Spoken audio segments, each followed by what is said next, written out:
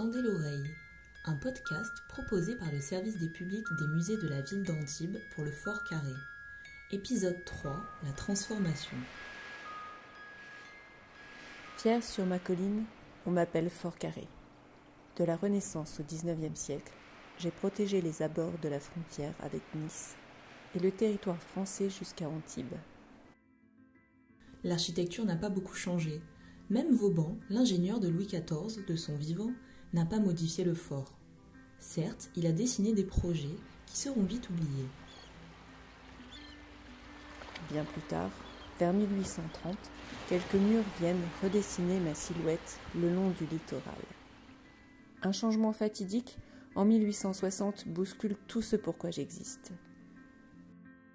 Le roi de Sardaigne cède ses droits à l'empereur Napoléon III. Nice devient française. Par ce traité, nous vous cédons la Savoie et les comtés de Nice. En retour, vos troupes ne se rendront pas plus loin sur nos terres. La frontière recule alors au-delà de Nice, et les canons n'ont plus la portée suffisante pour être utiles. Pourtant, je reste un bon soldat. Les hommes s'agitent, les officiers voient grand. S'étendant au-delà de mes murs, c'est une autre forteresse qui apparaît, le fort de la Presqu'île.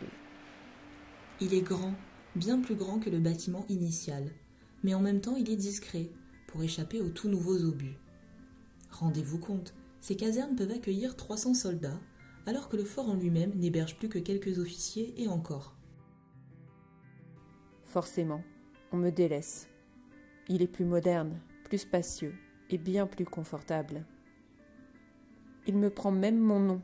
On m'appelle désormais caserne M, ou pire encore, le réduit du fort de la Presqu'île, comme si mon existence même ne dépendait plus que de lui. Pourtant, je reste là, toujours dressé, surplombant la mer. Et puis, les soldats ne m'ont pas complètement abandonné. Après la Seconde Guerre mondiale, je trouve un rôle un peu différent. Des militaires encordés escaladent la pente des murs et le fort devient un gigantesque terrain d'entraînement sportif. Plusieurs centaines d'élèves de l'école militaire pratiquent des exercices d'équilibre et de combat. Tout cela cesse en 1967, quand l'armée quitte Antibes pour ouvrir l'école interarmée des sports à Fontainebleau. Les équipements de sport militaires et les anciennes casernes deviennent un centre de formation. Ce sera le CREPS. Je troque alors mes bottes contre une paire de baskets.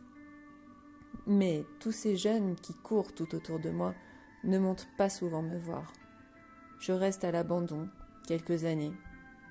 Abîmé par le temps, j'attire, heureusement, l'attention du club du vieux manoir. Les bénévoles de l'association grimpent alors sur le toit, remettent les tuiles en place, restaurent les sols en briques, nettoient les tags de la chapelle. En 5 ans seulement, un renouveau qui attire le regard sur ce site exceptionnel. Je suis comme neuf.